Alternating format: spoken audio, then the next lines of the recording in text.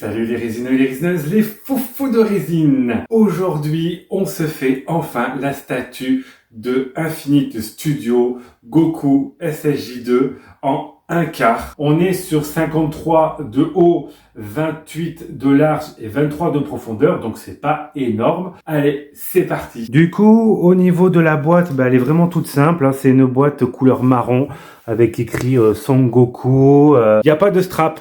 Voilà, en fait, le paquet est fermé avec du scotch. Moi, j'aurais préféré avoir des straps. Donc, première base, je viens de me rendre compte qu'en fait, j'ai deux bases dans le colis. Donc, je sais pas pourquoi j'ai deux bases. J'ai cette première base, donc vraiment très bien faite au niveau de la texture. En dessous, au niveau du sticker, il y a vraiment pas grand-chose. Voilà, c'est ça. Par contre, sur la deuxième base, Majin Vegeta. Pourquoi j'ai la base de Majin Vegeta ?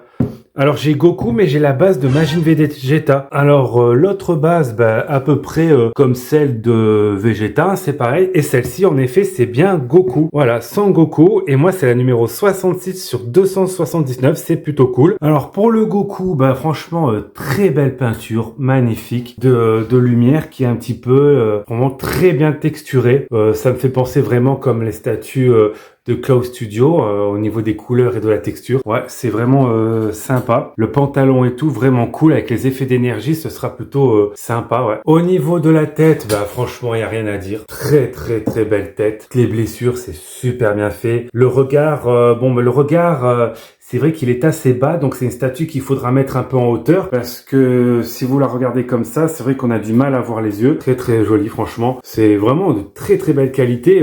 On est un peu sur ce que font le Cloud Studio, hein. C'est un peu la même qualité, hein.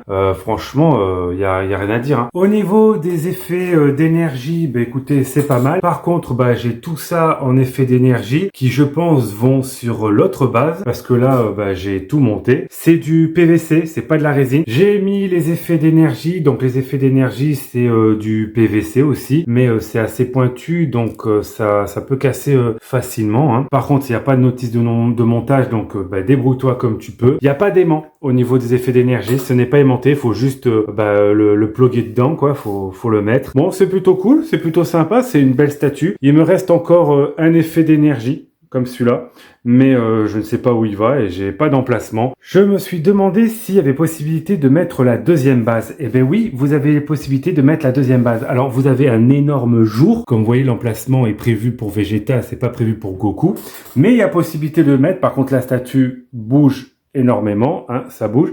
J'ai trouvé, voilà, là il y avait un autre emplacement pour des effets d'énergie, mais il vous reste 3 effets d'énergie. Il y a moins d'effets d'énergie sur la base d'en bas. Là, on a 4 effets d'énergie, alors que sur la base de Goku, on a 5 effets d'énergie. Mais on a les effets de poussière en plus.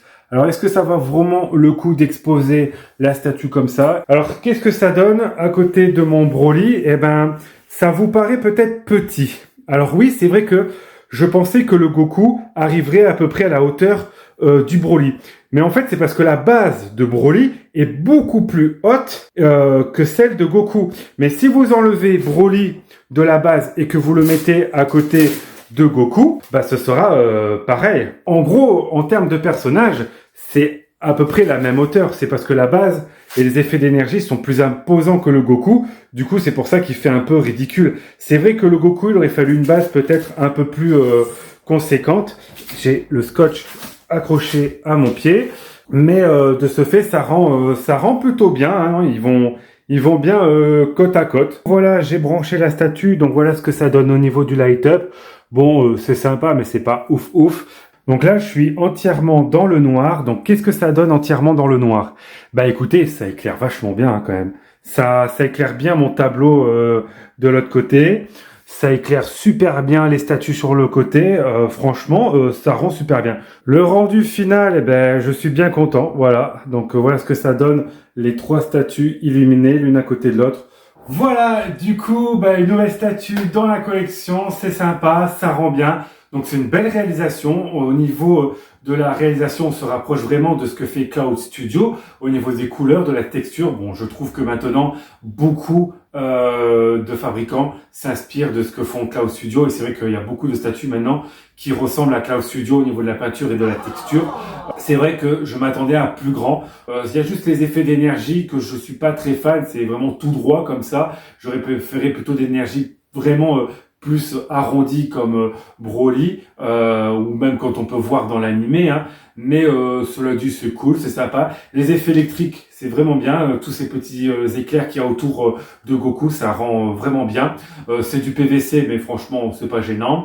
J'espère que ça vous a plu. N'hésitez pas à liker, commenter ou tout ce que vous voulez, voilà. Et on se retrouve dans une prochaine vidéo. Salut!